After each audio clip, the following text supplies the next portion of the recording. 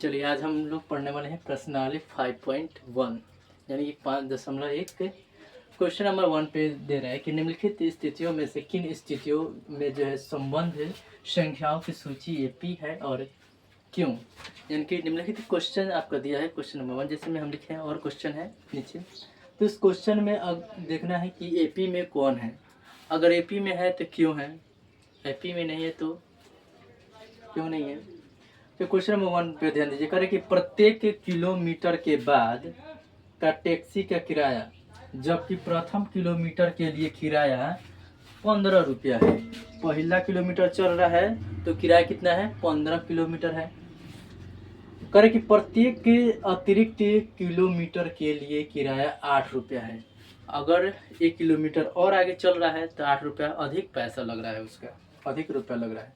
पहला किलोमीटर चल रहा है तो 15 रुपया लग रहा है, उससे थोड़ा आगे चल रहा है तो उसमें 8 रुपये ज़्यादा लग रहा है। कितना रुपया ज़्यादा लग रहा है, 8 रुपया किराया जो बढ़ जा रहा है किराया का दाम। आप ही लोग जाते हैं जैसे में कि मान लीजिए कि आप जाते हैं रामगढ़वा, तो रामगढ़वा जाइएगा तो किराया है 15 रुपये।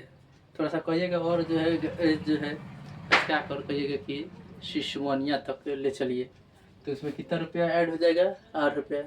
तो सिसवनिया से आगे थोड़ा कहिएगा कि मुरला हमको ले चल के छोड़ दीजिए तो कितना रुपया, 8 रुपया और ऐड होते जाएगा। यानी कि जैसे जैसे 1 किलोमीटर बढ़ते जाएगा वैसे वैसे उसमें 8 रुपया अधिक ऐड होते जाएगा। ठीक है। जैसे मान लीजिए कि हम लोग यहाँ से रामगढ़वा से चले हैं 1 किलोमीटर, यानी प्रथम किलोमीटर का रुपया कितना है, 15 रुपया है। ठीक। अब ध्यान दीजिए उसमें थोड़ा सा और दूरी गए, जैसे में 2 किलोमीटर रामगढ़वा से आगे बढ़े सिसवनिया 2 किलोमीटर हुआ तो ये 15 रुपया है 1 किलोमीटर का, प्रथम किलोमीटर का। जैसे 1 किलोमीटर अतिरिक्त जाएगा तो उसमें 8 रुपया ऐड हो जाएगा, तो 15 8 कितना हो जाएगा, 23 रुपया। इनके आपका 30 रुपया भाड़ा लग गया। उससे आगे जाइएगा मुरला तो उसमें जो है कितना ऐड हो जाएगा, 8 रुपया और ऐड हो जाएगा। यानी कि उसमें 23 रुपया वहाँ तक लग रहा था तो 8 रुपया और लग जाएगा, यानी कि 23 को 8 कितना हो जाएगा, 31 रुपये हो जाएगा ना, 31 रुपया हो जाएगा। अब ध्यान दीजिए यहाँ पर उसे कहीं आगे बढ़ना होगा तो ये जो है फिर उसमें 8 रुपये, यानी कि जैसे जैसे बढ़ेगा उसमें 8 रुपये ऐड होते जाएगा। तो 31 में कितना रुपया जुड़ जाएगा, 8 रुपया जुड़ जाएगा। तो 31 को 8 कितना होता है, 39 रुपये लगे। अगर 4 किलोमीटर तक जाता है तो 39 रुपये। पहला किलोमीटर चला 15 रुपया, दूसरा किलोमीटर चला 23 रुपया, तीसरा किलोमीटर चला 31 रुपया और चौथा किलोमीटर चला तो 39 रुपये लग रहा है। यानी जैसे जैसे बढ़ा उसमें 8 रुपया ऐड होते जा रहा है। तो इसको बनाने के लिए सबसे पहले हम लिखेंगे कि प्रथम किलोमीटर के लिए किराया 15 रुपया है। लिखेंगे क्या, प्रथम किलोमीटर के लिए किराया कितना रुपया है, 15 रुपया। किधर पे 15 रुपये है।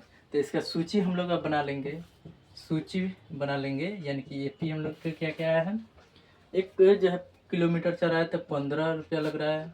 ठीक है। 2 किलोमीटर चल रहा है तो 23 रुपया लगा, 3 किलोमीटर चला तो 31 रुपया और 4 किलोमीटर चला तो आपका 39 रुपये लग रहा है।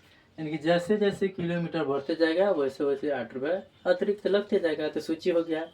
अब हम लोग को क्या ज्ञात करना है, तो D1 लिखेंगे, D1 इक्वल टू, सबसे पहले एक और बात इसमें जानना है, पहला पद को A1 हम लोग कहते हैं, ये बता चुके हैं। दूसरा पद को हम लोग को A2 कहेंगे, तीसरा पद को A3, चौथा पद को A4। यानी जैसे जैसे पद बढ़ेगा उसमें ऐड होते जाएगा।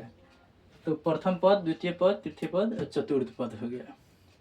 तो फॉर्मूला था D1 इक्वल टू, अगर D1 ज्ञात करना होगा तो A2 में से A1 को घटा लेते हैं, A2 में से A1 को घटा लेंगे।